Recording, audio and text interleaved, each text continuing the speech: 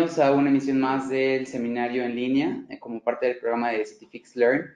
Mi nombre es Eliseo Gasca, soy coordinador de comunicación y marketing del World Resources Institute México y en nombre de Valeria Hurtado, coordinadora de este programa, les damos la cordial bienvenida. Y el día de hoy vamos a hablar sobre, un momentito porque ahí está. Vamos a hablar sobre el caso de negocios de la infraestructura natural para la gestión hídrica a través de la siguiente estructura de la presentación. Primero abordaremos el tema de qué es la infraestructura natural para la gestión hídrica, después cuál es el objetivo de esta evaluación, para qué medir los beneficios financieros de las inversiones en infraestructura natural y cómo medir o modelar los beneficios financieros de la infraestructura natural. Asimismo, me permito presentar a nuestros ponentes del día de hoy. Gabriela Morales, ella es gerente de gestión hídrica y resiliencia urbana aquí en WRI México. Ella es licenciada en negocios internacionales por la Universidad Anáhuac y su experiencia profesional incluye haber trabajado como directora de Economía Verde en la Secretaría de Desarrollo Sustentable de Morelos y es fundadora de la Red Estatal de Mercados Verdes en apoyo a productores locales. Actualmente colabora en WRI México como gerente de gestión hídrica y resiliencia urbana en el programa de ciudades del World Resources Institute México y coordina las agendas de desarrollo económico y local y gestión de recursos naturales en ciudades. También tendremos la intervención del director de nuestro programa de bosques, Javier Warman. Él es licenciado en Relaciones Internacionales por la Universidad Iberoamericana y cuenta con una maestría en Medio Ambiente y Desarrollo Sustentable por la Universidad de Cambridge, en el doctorado por parte de la Universidad de Sussex. Su experiencia profesional incluye haber trabajado como director general de planeación y evaluación en Semarnat, director general en política ambiental igualmente en Semarnat y director general adjunto de planeación estratégica y análisis sectorial en Financiera Rural. Actualmente es director de bosques en WRI México, área con gran experiencia a nivel mundial, que inicia operaciones en la oficina mexicana con el reto de apoyar las políticas y acciones en materia de aprovechamiento y conservación de los recursos naturales del país. Así pues, voy a ceder la palabra a nuestro primer panelista, que es el doctor Javier Warman. Bueno, muy buenos días a todos. Muchas gracias por acompañarnos. Gracias por la presentación, Cheo. Vamos a hablar del caso de negocios sobre la infraestructura natural para la gestión hídrica. Ya Cheo presentó una...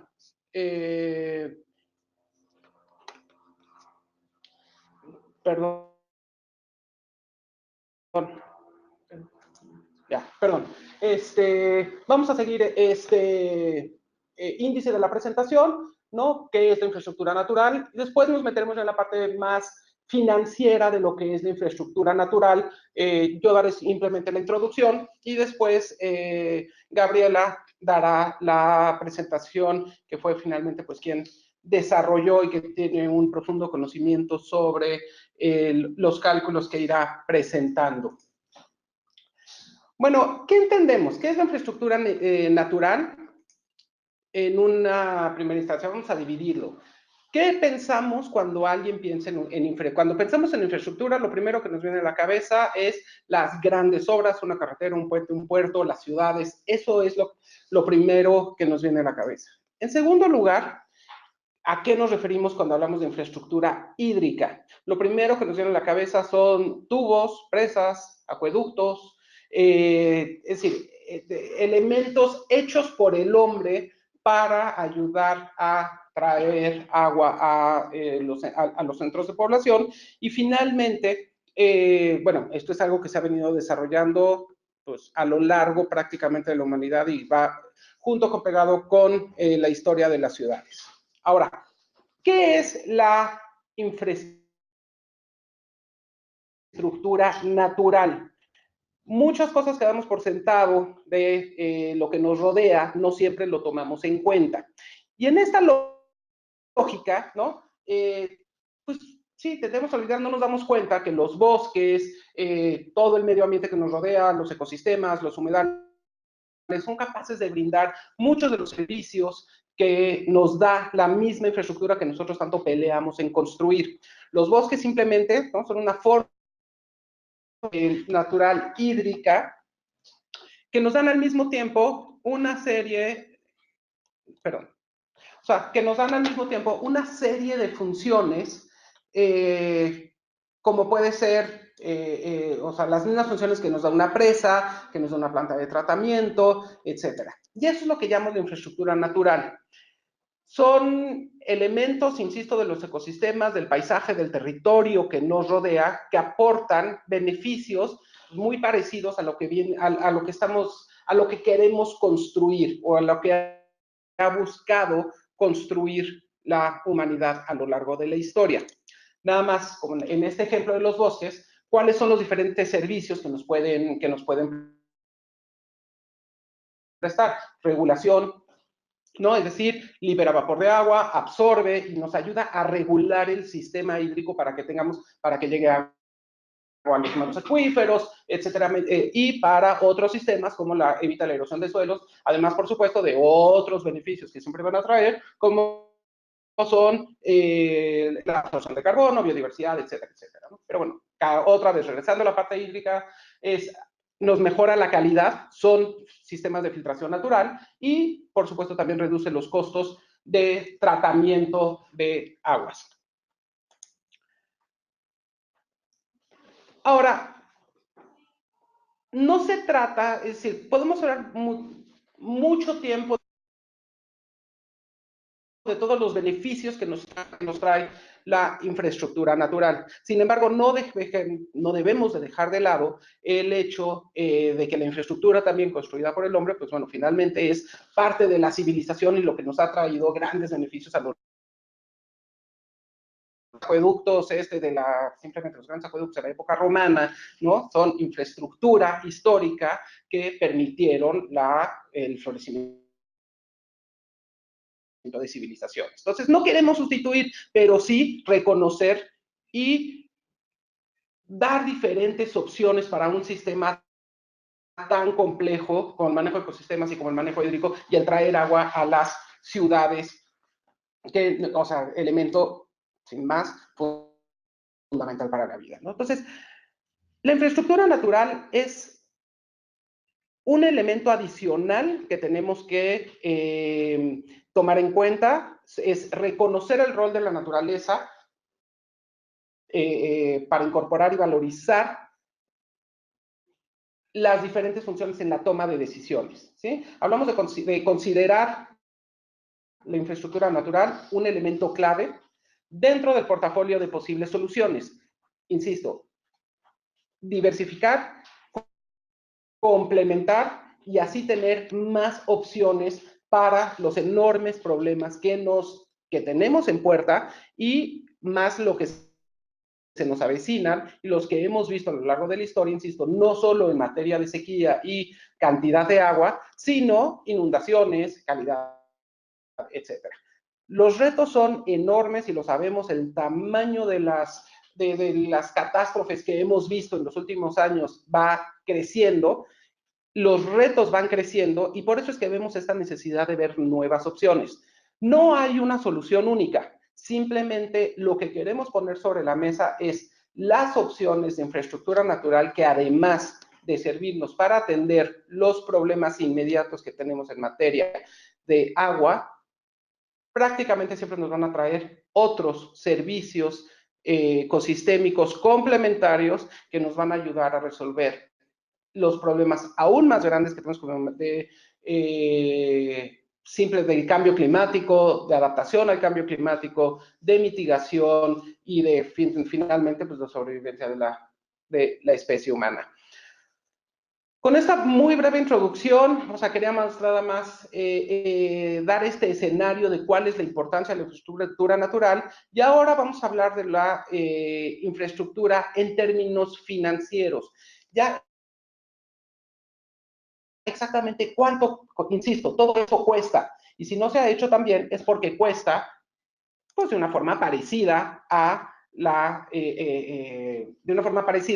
lo que vienen siendo los costos de la infraestructura general. Pero bueno, de eso nos va a hablar Gabriela. Muchísimas gracias.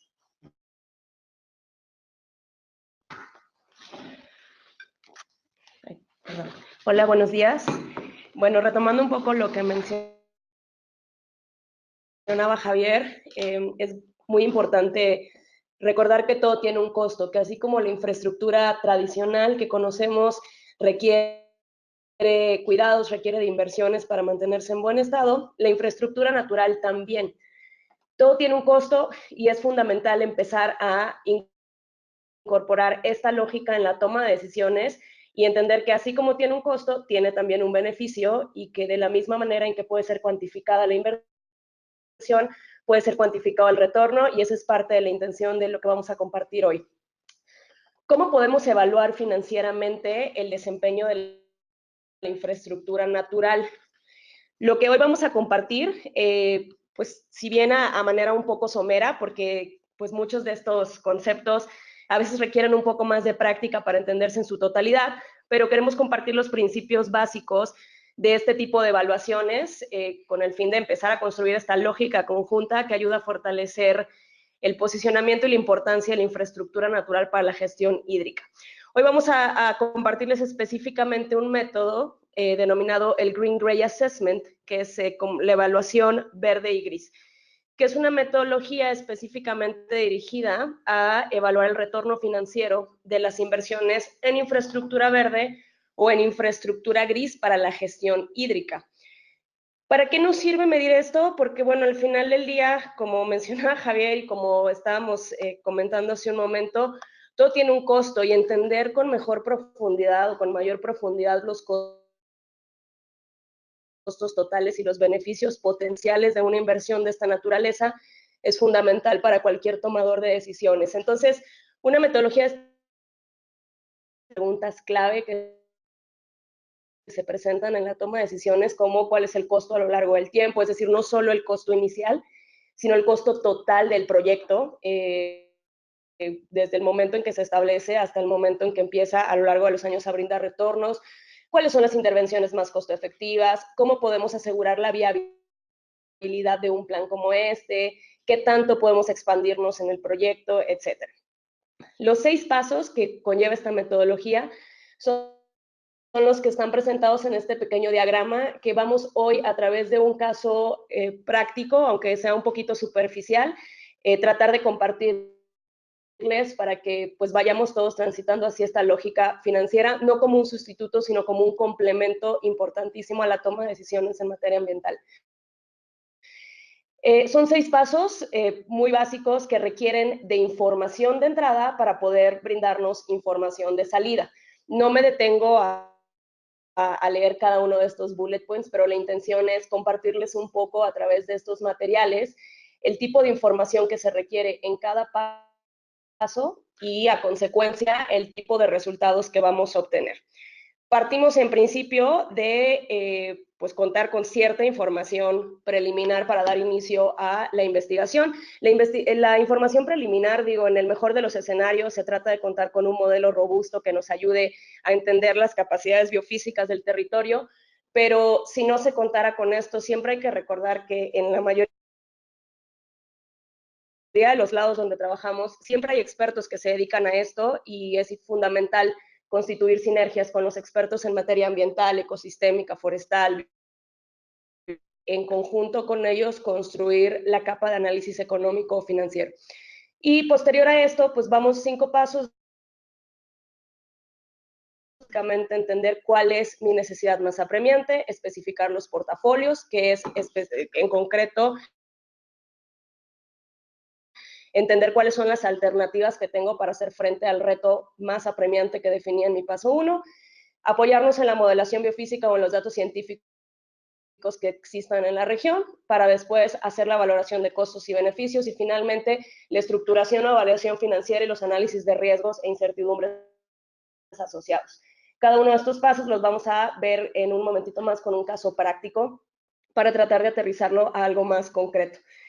¿Qué monetizamos con este método y para quién? Igual no me detengo, no me siento a leer cada uno de los conceptos que vienen acá, pero la idea general es entender que con esto buscamos ayudar a traducir los beneficios ambientales que podemos ver en la primera columna de esta tabla, que son solamente algunos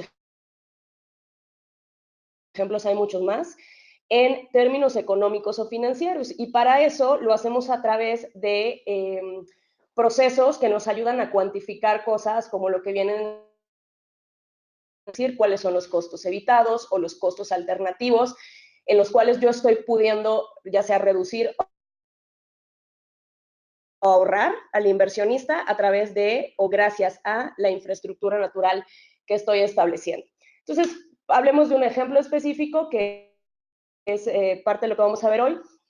Si nuestro beneficio ambiental buscado, el reto más apremiante, fuera, por ejemplo, mejorar la recarga de acuíferos, en principio partimos de la lógica de que si esto no se lograra, lo que ocurriría es que tendríamos una reducción de disposición de agua en tiempos de estiaje o escasez, o en un caso dramático, ya en el largo plazo, ¿no? O sea, si habláramos de una sobreexplotación, quizá ya de manera permanente a posteriori. Si no logramos hacer eso, entonces los costos van aumentando poco a poco y por lo tanto hay manera de empezar a dimensionar esos costos o esas pues, implicaciones que estamos evitando al lograr el objetivo de inversión, que es mejorar la recarga de acuífero.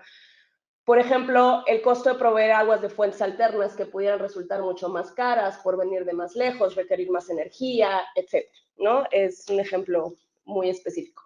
No debemos olvidar que la infraestructura natural también tiene asociada otro tipo de beneficios más allá de los hídricos, como el aprovisionamiento, la regulación y digo, cualquier otro en términos culturales o incluso económicos derivados, ¿no? Hoy no vamos a meternos muy a fondo en estos, pero quisimos presentar esta diapositiva porque es fundamental entender que una inversión en infraestructura inmensos y que si nos aventuráramos a cuantificar cada uno de estos, es casi una garantía que el caso de negocio saldría positivo, ¿no? Una nota aclaratoria antes de entrar a los ejemplos concretos. No buscamos con este tipo de herramientas y con este tipo de estrategias sustituir la ciencia, ¿no? Ni mucho menos llegar a un punto de toma de decisiones que hable de la decisión económica contra el argumento científico. Es todo lo contrario. La idea de una metodología de esta naturaleza o de este tipo de análisis es ayudar a robustecer el sinfín de argumentos científicos que existen ya a favor de la infraestructura natural. Sin embargo, la idea de esto es ayudar a entender cómo podemos llevarlo a un nivel práctico de toma de decisiones y de inversiones y cómo podemos diseñarlo de forma que se optimicen los recursos que normalmente suelen ser limitados, ¿no? Ahora, pasemos ya al caso de estudio ejemplo. Este es un caso hipotético en el cual pues quisimos presentarles cómo podemos ir paso a paso aplicando la metodología, aunque sea en términos un poquito generales para el tiempo que este webinar nos permite. Primero que nada, la información preliminar. Como les comentaba, en cualquier método tenemos que partir de entender qué hay en el territorio, es decir, en qué cuenca estamos parados, cuáles son las características climáticas, biofísicas, topográficas, de uso de suelo, etcétera, pero también vincularnos con todos los demás actores que posiblemente ya están haciendo un estudio profundo de las características ambientales del sitio. Porque para construir un caso económico, pues necesitamos partir de lo que hay en la realidad, de lo que hay ambientalmente, que es al final del día eso lo que vamos a cuantificar. Entonces, vayamos a un ejemplo, ¿no? Si trabajáramos en el caso de Nuevo León, estamos hablando de una cuenca que es bastante grande, que abarca cerca de 3 estados, pero es una cuenca que además tiene la particularidad de que da beneficios ecosistémicos a el área metropolitana de Monterrey, que es donde vamos a basar el estudio. Este es más o menos, este es un mapa de uso de suelos que muestra una cuenca, la cuenca de San Juan en específico, que nos ayuda a entender, perdón que esté en inglés, era una información que ya teníamos, pero que nos ayuda a entender pues cuál es la cantidad de bosque primario que existe, de pastizales, de zona urbana y bueno, de cualquier otro tipo de uso de suelo que pueda haber.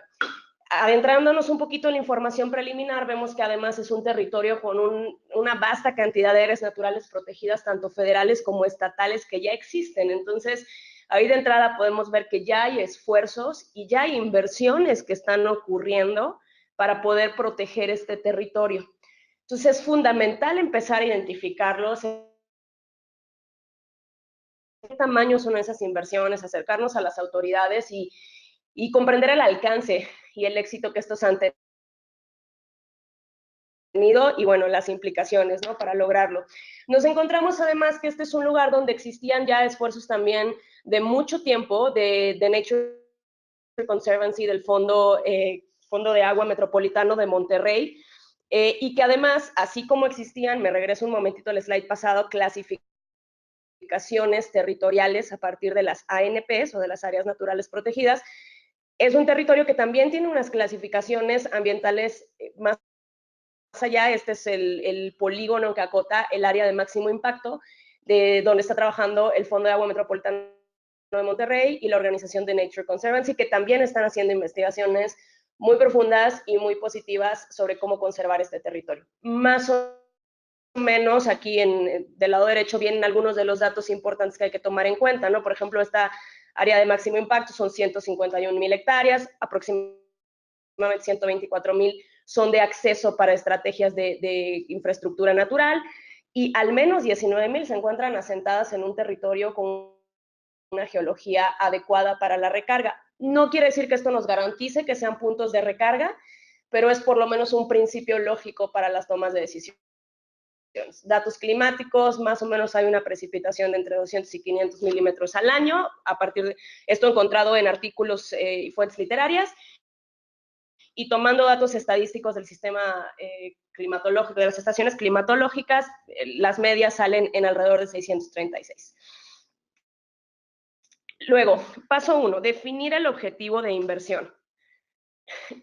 ¿Qué tenemos que entender? Tenemos que entender que retos va a haber millones, pero es importantísimo, entender el alcance de los retos, pero para un análisis financiero es fundamental empezar a priorizar y a definir cuál es el reto más apremiante. Esto no en un afán de descartar los demás, sino porque para construir un análisis financiero, que es lo que hoy estamos tratando de transmitir, tenemos que empezar por entender cuál es el problema, a quién afecta directamente ese problema, a quién afecta indirectamente ese problema, quién termina pagando de su bolsillo consecuencias de ese problema y quién o quiénes podrían tener su bolsillo pues, más cargado si el problema se resolviera. En los análisis económicos a veces tendemos a hacer dimensionamientos que nos permiten entender los costos incluso intangibles y socioeconómicos, ¿no? El costo de perder la salud, por ejemplo, por disminuir la calidad del aire, de nuevo, por dar un ejemplo. Sin embargo, hoy en esta metodología es un caso financiero tangible, es decir, hacer una ruta lógica entre el reto y el flujo de caja de un actor en particular, con ingresos o egresos tangibles, que es un proceso un poquito diferente. Entonces, en el caso de hoy, pues vamos a hablar de promover la recarga de acuíferos como caso ejemplo. No, de nuevo, no porque los demás sean menos importantes, sino únicamente para ir construyendo una ruta lógica. Tercero, especificar los portafolios de inversión. Básicamente entender si mi reto es o si mi meta es promover o incrementar la recarga de acuíferos. La siguiente pregunta es, ¿qué opciones tengo a mi alcance para lograrlo? ¿Qué alternativas? ¿Dónde puedo meter lana para que entonces la consecuencia sea incrementar el retorno, sea incrementar la recarga de acuíferos? Entonces voy a enfrentarme tradicionalmente a dos alternativas, ¿no? La más tradicional es la que llamamos la infraestructura gris, que Javier daba unos ejemplos al inicio, no es lo que pensamos cuando hablamos normalmente de infraestructura. En el caso de incremento de la recarga, pues podrían ser pozos de infiltración, inyección artificial al acuífero, etcétera. Cuando hablamos de infraestructura natural, pues hablamos simple y llanamente de estrategias de gestión de la cuenca. Puede ser a través de estrategias de restauración en las zonas que lo requieran, estrategias de conservación en zonas que sabemos que están bien preservadas y que están brindando los máximos beneficios, pero que a lo mejor están amenazados de alguna manera, entonces necesitan atenderse, o estrategias de manejo forestal donde sea posible, dirigidos específicamente a la recarga, por ejemplo, clareos o podas, ¿no? Remover un poquito de hierba o podar un poquito las especies de manera que se reduzca la evapotranspiración evapotranspiración, y entonces exista más agua disponible para la infiltración. Hoy vamos a ver específicamente el ejemplo de infraestructura natural, como decimos desde un inicio. Especificar mis portafolios de inversión. Mencionábamos 3, restauración, manejo forestal y conservación. Partamos de preguntas muy básicas y muy lógicas, no nos vayamos a cosas demasiado complejas porque no es necesario para casos de esta naturaleza. Yo lo que necesito es entender qué implica cada una de las líneas de acción que yo puedo tomar para enfrentar mis retos. Si, por ejemplo, nos enfocamos en la restauración, ¿cuántas áreas necesito restaurar? ¿Cuántas hectáreas o qué uso de suelo prevalece en este lugar? Necesito supervisar la restauración, es decir, si yo voy y hago una estrategia donde planto arbolitos, ¿tengo que volver a ir al sitio a cuidarlo? ¿Sí o no? ¿Cuántos años? Hacer este tipo de restauración o de reforestación en un momento dado implica que yo deje de percibir un ingreso. Por ejemplo, si yo estuviera tratando de restaurar una parcela agrícola donde ya el suelo está muy degradado, tal vez lo que implique es que yo no pueda cosechar durante 1 año o 2 años o 5 años en lo que se restaura el terreno. Y si eso es así, entonces eso es un ingreso que yo dejé de percibir y es por ende pues una implicación o un costo, debo de pagar algún permiso, debo de hacer reuniones o negociaciones especiales, en fin. Todas estas preguntas al final tienen una implicación y van a tener un costo. Costo de gasolina, costo de tiempo, costo de materiales, costo de adquisición de diferentes activos, que es lo que nos ayuda a constituir el caso financiero. Entonces, digo, este slide únicamente vierte o responde las preguntas anteriores en un caso concreto, ¿no? Sí, a lo mejor yo quiero restaurar 7,000 hectáreas, lo tengo que supervisar durante 5 años, voy a pagar un pago por servicios ambientales, que es un incentivo económico para, pues, para animarnos a dejar la tierra un ratito solita, pero tener algo, pues no que sustituya tal vez el ingreso, pero que nos dé un incentivo para hacerlo, etc. Sí, simplemente una serie de ejemplos. Tercer paso, la modelación biofísica. La modelación biofísica normalmente se realiza a partir de estudios un poco más profundos o de softwares especializados, que puede ser que por un lado ya existan en el territorio. De nuevo, como mencionábamos en un principio, lo primero siempre es acercarnos a los especialistas ambientales del sitio, porque puede ser que ya haya gente que esté midiendo esto.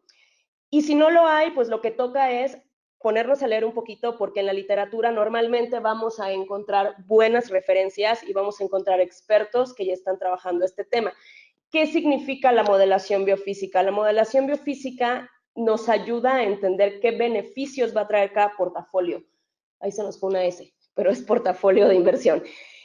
Quiere decir, si yo lo que estoy tratando de hacer es infiltrar el agua, entonces tengo que empezar por entender hoy, a cómo está la cuenca, a cómo está el territorio, cuánto se está infiltrando.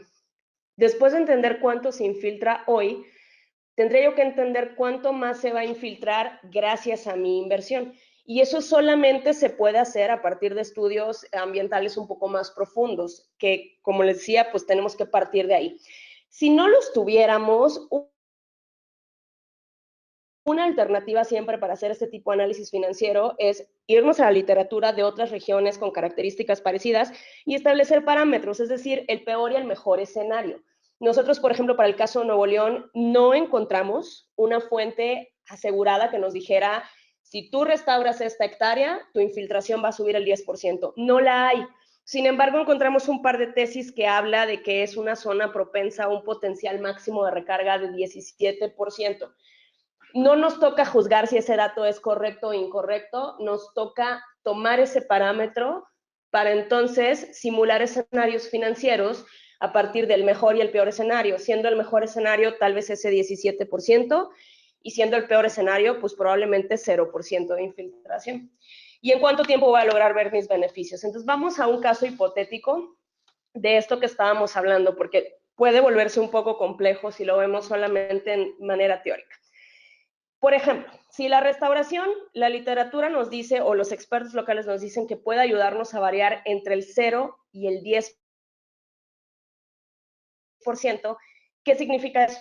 Si yo hoy en mi cuenca tengo un 7% de infiltración, que es la línea azul que están viendo en este diagrama, es la primera línea, esa es mi línea base, eso es lo que hoy me brinda la cuenca. Y yo hago algo de restauración y asumo que me da el máximo potencial de beneficios, eso quiere decir que la infiltración subiría de 7 a 10%, ¿no? Se iría hasta la línea roja. En el caso del manejo forestal, que es la línea gris que está en medio, en la tablita de abajo pueden ver que dice que el manejo forestal tal vez me da una variación de entre el 0 y 5%. De nuevo, esto es un caso hipotético, ¿eh? No se trata de asumir que eso nos da el manejo forestal, es solo un ejemplo. Entonces, digamos que de la línea base azul subiríamos hasta el 12%, 7% de hoy más 5% que me otorga mi inversión, son 12%. Entonces, la ganancia, ahí está, todo eso que está coloreado amarillo es el horizonte de posibilidades que yo puedo ganar con la inversión en infraestructura natural, ¿no? Cada una pues tiene una sección, todo lo amarillo sería lo de la restauración, esto moradito sería lo que me puede otorgar el manejo hidroforestal. Y la conservación, aunque parece menor, la conservación nos permite mantener lo que hoy hay. Todo eso gris es lo que yo no perdería si puedo mantener ese sitio a como está, dándome el máximo potencial de beneficios. ¿Cuánto tiempo va a tardar? Igual, vayámonos a un caso práctico. Tenemos que entender cómo operan estas cosas. La restauración, veámoslo en términos de una empresa a lo mejor más tangible. Yo tengo una empresa de pelotas. Y yo hoy invierto Javier me está echando unos ojos, creo que a él le gustan más los árboles. Bueno, yo tengo una empresa de árboles y yo hoy, son árboles de plástico, perdónenme el atrevimiento y la aberración, son árboles de plástico y yo hoy decido producir 1000 árboles de plástico. Si yo mañana vendo esos 1000 árboles, mañana mismo recuperaría toda mi inversión y eso es el sueño de cualquier financiero, porque eso en mi flujo de caja se ve maravilloso. La realidad es que el mercado no siempre es tan generoso y lo que suele suceder es que yo hago una inversión fuerte hoy y a lo mejor mañana vendo 2 arbolitos, pasado mañana 5, en una semana 18 y así sucesivamente. Entonces el flujo de retornos se va viendo a lo largo del tiempo con cierto retraso. Eso es lo que estas gráficas representan. La curva esta que parece una S en color azul que está en la pantalla es un ejemplo de la restauración, de cómo más o menos lucen los retornos. Si yo planto 1000 hectáreas de arbolitos hoy, mañana mis arbolitos van a ser bien pequeñitos y me van a empezar a dar beneficios, sí, pero me van a empezar a dar solo un porcentaje chiquito de beneficios y pasado mañana me van a dar otro porcentaje y en una semana más y así sucesivamente en la medida que van creciendo. Entonces, si mi máximo de ganancia esperada es un 10% más de infiltración, eso yo solo lo voy a lograr cuando mi bosque alcance la madurez esperada. Entonces, la progresión en mi flujo de caja tiene que ir mostrando este tipo de proyecciones para ser más apegado a la realidad. De lo contrario, estoy construyendo un flujo de caja ficticio que no refleja normalmente, es difícil reflejar la realidad, no siempre vamos a podernos apegar, pero tenemos que ser lo más cercanos al comportamiento real posible. En el caso de la conservación, pues se trata de mantener el 100% de beneficios que ya me da hoy desde el día de hoy, y en el caso del manejo hidroforestal, como también se trata de trabajar un bosque que tal vez ya está maduro, pues yo podría suponer que la idea es que voy a subir ese 5% adicional de inmediato en cuanto yo haga los clareos y las podas. La naturaleza es mucho más compleja que esto, no es tan sencillo y eso lo sabemos, pero bueno, son ejemplos de cómo simular este tipo de cosas. Por último, los 4 pasos finales al fin, son los que nos permiten constituir el análisis del flujo de caja o financiero. Vamos por el paso 4, valoración de costos y beneficios. Empecemos por unas clases muy básicas de contabilidad y finanzas, los tipos de costos con los que nos vamos a enfrentar para hacer este tipo de casos. Hay 4 tipos de costos que normalmente se reflejan en un flujo de caja. Mi inversión inicial, que son los que ocurren al inicio, es todo lo que yo tengo que comprar de golpe para echar a andar mi proyecto. La operación y mantenimiento, el nombre lógico lo dice, es lo que yo tengo que hacer a lo largo del tiempo o de manera recurrente para que todo se mantenga de forma óptica. Costos de oportunidad, hace rato les daba un ejemplo, ¿qué tal que yo hago esto en una hectárea de maíz y al hacerlo yo tengo que dejar de cosechar?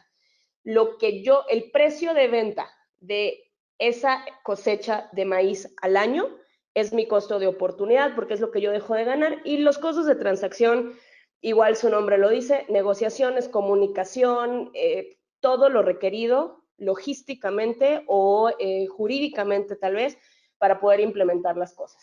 Entonces, yo voy a constituir esto para cada portafolio de inversión. Y al igual que cuando hablamos de los portafolios iniciales, todo se trata de hacernos preguntas muy básicas. ¿Cuántas hectáreas serán restauradas? ¿Cuál es el costo por hectárea o por especie? Si tengo más de una hectárea, pues a lo mejor una es más cara que otra. ¿Cuánto me cuesta tener el personal para hacer las plantaciones requeridas? Cada vez o cuántas veces al año o a lo largo de cuántos años tengo que ir a supervisar. ¿Tengo que dar algún taller para concientizar a la gente? ¿Tengo que pagar alguna licencia? En fin, cada uno de estos costos pues tiene que ir siendo cuantificado. Normalmente se trata de cuantificarlo por hectárea y la suma de los costos totales a razón anual para vertirlo en el flujo de efectivo. Este es únicamente, recordamos el tipo de portafolios, lo que estaríamos haciendo, y ahorita lo vamos a ver ya en un ejemplo más práctico, pues los puntos de partida, ¿no? ¿Cómo traduzco esto y cómo cuantifico pues esta grafiquita que veíamos en un inicio, ahora sí en términos financieros? Vayámonos al activo principal. Creo igual el tercer slide que les mostraba, que era un cuadro bastante más grande, mencionamos esto muy por encimita, ahorita lo retomamos porque es el punto de partida para monetizar los beneficios. Si yo quiero mejorar la recarga de acuíferos, tengo que empezar a contar cuánta más infiltración estoy logrando, cuántos metros cúbicos adicionales. Esos metros cúbicos adicionales pues se traducen en un potencial de mercado de alguna manera, que digo, el costo de la vida y el costo del agua supera por mucho los valores tradicionalmente de mercado. Pero si estamos tratando de constituir un caso financiero para convencer, por ejemplo, al sistema de agua y drenaje, pues hablemos de los costos mismos del sistema de agua y drenaje. ¿Cuánto se evitaría el sistema de agua y drenaje por no tener que traer agua de otra cuenca o por no tener que construir una nueva presa monumental porque ya sobreexplotaron todos los acuíferos, o por no tener que estar reparando todas sus tuberías cada vez que hay más y más hundimientos a partir de esa sobreexplotación? Todo eso se va monetizando. Es sencillo, básicamente, el diferencial de costos entre unas fuentes y otras. No aplica para todas las cuencas, evidentemente, cada situación va a ser diferente, pero en un afán de dar un ejemplo, hablemos de una fórmula muy sencilla que puede aplicar para muchos casos. Si yo sé que estoy incrementando un volumen específico y tengo, estos son casos hipotéticos, si tengo el costo vigente del sistema de agua y drenaje que se pueden encontrar en reportes. Nosotros en Nuevo León encontramos un par de reportes justo del sistema de agua y drenaje que reflejaba los costos de producción.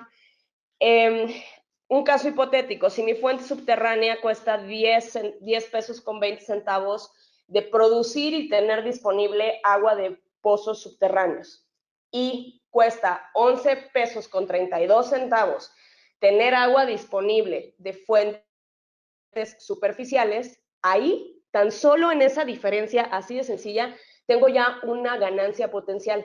Yo tengo un diferencial de 1 peso con 12 centavos por cada metro cúbico que tengo disponible en mis fuentes subterráneas. Y eso, cuando traducimos la precipitación en volumen, se puede traducir en muchos millones a lo largo del tiempo. Ahora, igual, hablemos de costos alternativos y de utilidades adicionales. ¿Son casos hipotéticos? Sí, pero son maneras de empezar a ponerle un número a esta situación. Si yo tengo un metro cúbico adicional en mis fuentes subterráneas que yo puedo vender al mercado de esa fuente en lugar de la fuente superficial, yo puedo disponerla de este lugar sin sobreexplotar el acuífero y sin caer en este tipo de aberraciones. Entonces, básicamente, con calcular la utilidad por metro cúbico del sistema, puedo también estar estimando una ganancia adicional. Decíamos que el costo de la fuente subterránea, en este caso hipotético, es de 10.20 y a lo mejor el precio de venta es de 16.50 por metro cúbico. Esos 6 pesos con 30 centavos también es una ganancia del sistema gracias a mi inversión en infraestructura natural. Porque si yo regreso a este cuadrito, ¿no? Al diagrama, todo eso amarillo y todo eso morado era agua que no teníamos, porque la cuenca estaba tan degradada que no lograba infiltrar su máximo potencial. Entonces son nuevos volúmenes de agua que pueden ser de alguna manera dispuestos para el servicio que requiere mi ciudad y dispuestos a partir de una fuente pues más natural y digo, de una cuenca mucho más sana, ¿no? Entonces, bueno, estos son dos ejemplos muy concretos. Al final del día, lo que yo hago con todo esto, ya para concluir, es, se trata de sumar todos estos costos para vertirlos a razón anual en un flujo de caja que luce más o menos como este cuadrito.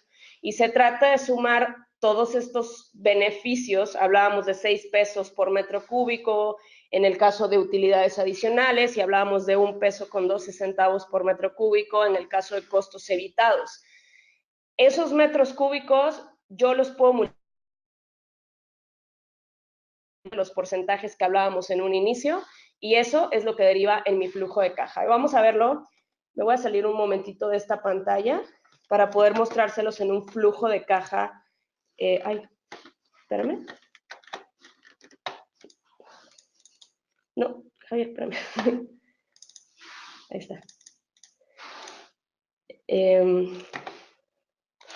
¿Se comparte ¿se puede ver esta pantalla Excel? O sea, ¿ya se ve? Sí, perfecto.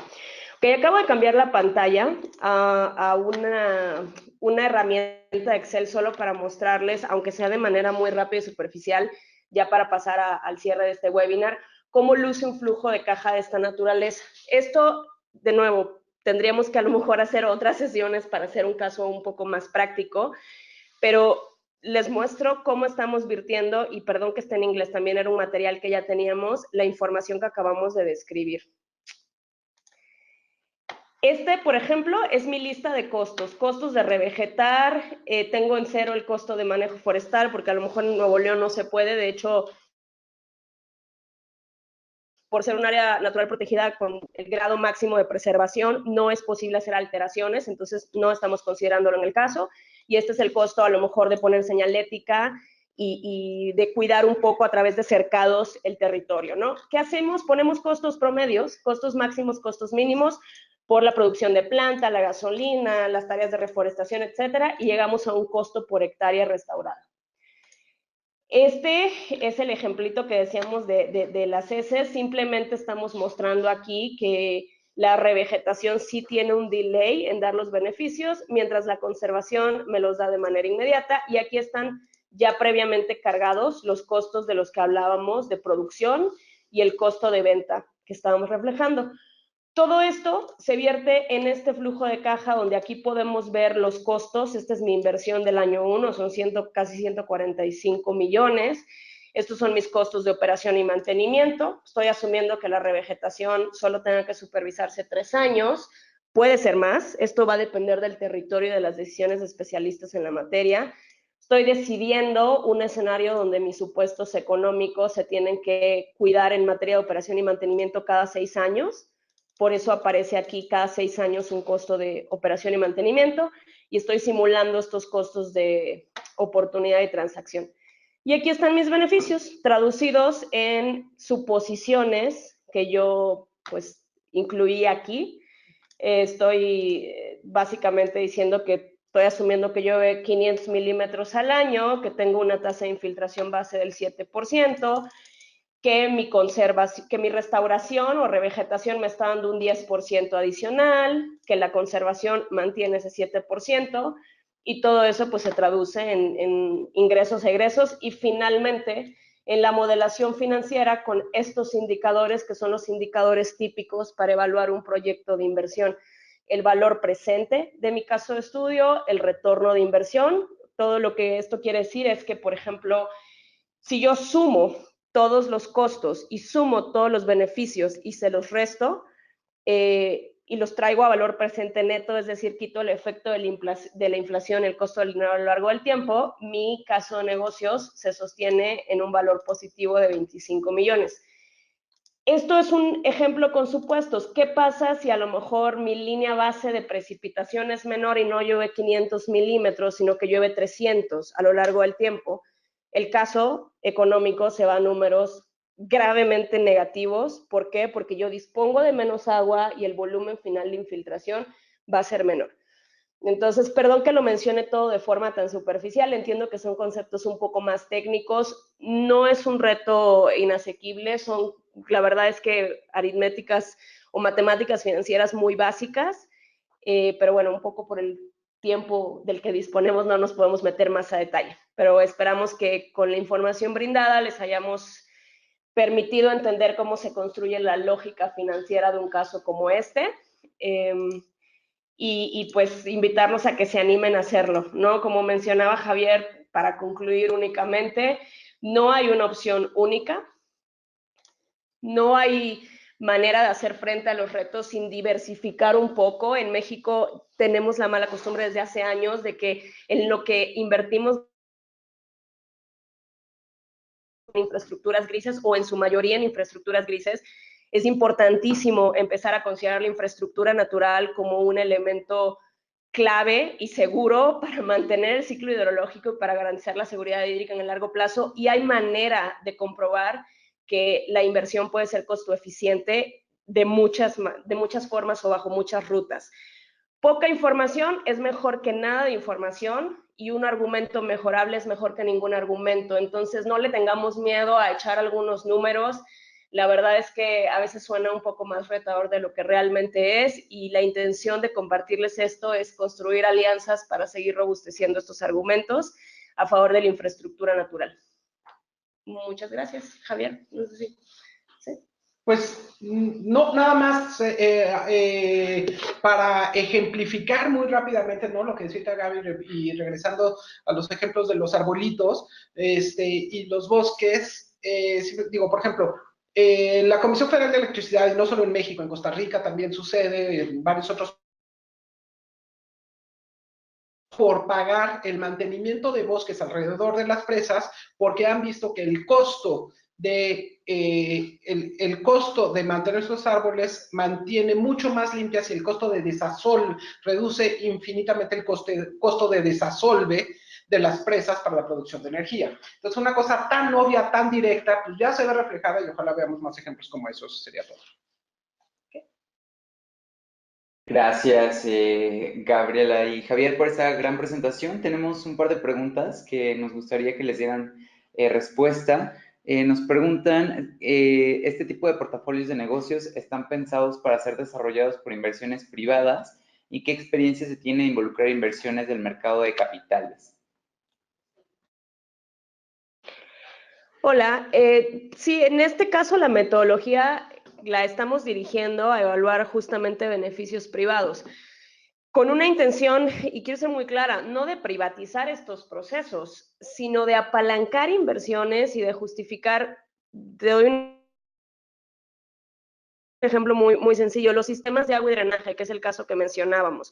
Los sistemas de agua y drenaje tienen beneficios evidentes en sus flujos económicos, y para construir un caso económico, para poder atraer financiamiento privado, normalmente lo primero que necesitas es un flujo de caja que te identifique perfectamente tus fuentes de ingreso. Entonces, la intención es ayudar a comprender más a fondo esto, efectivamente en un afán de que puedan existir capitales privados o público-privados de diferentes fuentes para robustecer y para poder escalar este tipo de estrategias a un nivel superior al que hoy se está logrando a partir de subsidios, por un lado, y por otro lado, conectar las lógicas incluso públicas. Desafortunadamente, bueno, afortunada y desafortunadamente hoy, no, en el caso de México al menos, las secretarías de Hacienda y todas las secretarías de planeación que monitorean el ejercicio de recursos, lo que te solicitan para ejercer un recurso, por ejemplo, de cualquier tipo de inversión pública, es presentar un análisis normalmente costo-beneficio. Y en el caso de, por decirte, una presa, tenemos tan manejado el asunto que sabemos perfectamente cómo monetizar el beneficio hídrico que nos brinda la presa, pero rara vez se hace la conexión entre el beneficio hídrico, por ejemplo, de una cuenca, ¿no? Entonces, se manejan los presupuestos ambientales por un lado y los presupuestos de la Comisión de Aguas por otro lado, y hace falta hacer esta integración, porque al final esta inversión ambiental está trayendo también beneficios a todo el sistema asociados a este sistema. Entonces, pues sí, va dirigido justamente a identificar beneficios privados en un afán de hacerlos tangibles para los inversionistas. Excelente, Gaby. Y ya para cerrar, la última pregunta dice, ¿tienen ejemplos para el manejo de las inundaciones por ascensos de napas? Y finalmente, si pueden compartir las diapositivas y la bibliografía a la que se hizo referencia en la charla en las diapositivas. Que nos hizo esta pregunta nos pudiera poner a través del chat o explicar un poquito más a qué se refiere con el tema de ascensos de natas. Déjame responder parte de la pregunta. Uno, por supuesto que podemos compartir el material. Dos, sí se puede construir un caso de negocios parecido para un beneficio asociado a mitigar riesgos por inundación. Y la ruta es muy parecida a lo que vimos hoy. Se trata de mapear quién es el beneficiario de reducir las escorrentías o los encharcamientos en un territorio y construir el caso de negocios para este grupo de beneficiarios. Ahora, la verdad es que si tú tienes un caso dirigido a un beneficio que es compartido entre muchos actores, es muy probable que vas a necesitar un sistema de gobernanza o un sistema financiero también innovador, porque no es tan sencillo o tan directo como el tema de la venta de agua, que normalmente ya está regulada, ya hay un mercado, ya hay códigos fiscales con precios y costos, etcétera. ¿Esa es la respuesta? Ah, perdón. Es que... Eso fue parte de lo... Perdón, es que nos está... A ver, ¿tienes yo? Ascensos de acuíferos por exceso de precipitaciones. Pues mira, no en específico, pero creo que si la consecuencia es las inundaciones, sí. Perdón, retomando el argumento, se necesitan algunos mecanismos innovadores. Te puedo dar hay un caso ahorita que está muy interesante en Washington, D.C., donde justamente se generó un bono que es igual, es un mecanismo financiero donde si tú contabilizas todos los beneficios o todos los costos evitados por evitar las inundaciones, y los puedes ligar a un flujo de caja de muchos beneficiarios, tienes ahí un caso de negocios muy interesante. En Washington lo que hicieron es que construyeron este caso de negocios y para poder hacer el intercambio económico generaron un bono. Lo pueden buscar, es el Stormwater Management Bond de Washington, D.C. Entonces, hacen las inversiones en estrategias de infraestructura verde con capital privado, hacen algunas modelaciones de funcionamiento y generan rendimientos a lo largo del tiempo para repagar ese préstamo de capital privado a partir de los costos evitados de las diferentes personas y gente o actores como el sistema también de aguas, que evita estar, por ejemplo, reparando calles o restableciendo conexiones o caminos cada vez que hay una inundación de pues, cierta escala. Entonces, sí se necesita un puente de conexión para hacer la distribución de los beneficios, pero parte de la misma lógica, y la lógica es identificar los costos evitados, poder construir un flujo de caja, porque eso es lo que cualquier banquero o cualquier inversionista va a requerir para dar un capital inicial que te permita hacer las acciones o las inversiones en infraestructura. De acuerdo, pues con eso concluimos la respuesta a todas las preguntas que nos hicieron los participantes el día de hoy. Y pues agradecerles a todos ustedes por su asistencia. También gracias Javier y Gabriela por la presentación del día de hoy. Y pues invitarlos a que nos sigan acompañando en esta serie de webinars que traemos para ustedes. Y pues sin más por el momento, en nombre de WRI México, agradecemos su participación y los esperamos en el siguiente webinar dentro de 15 días. Muchísimas gracias y que tengan un excelente día.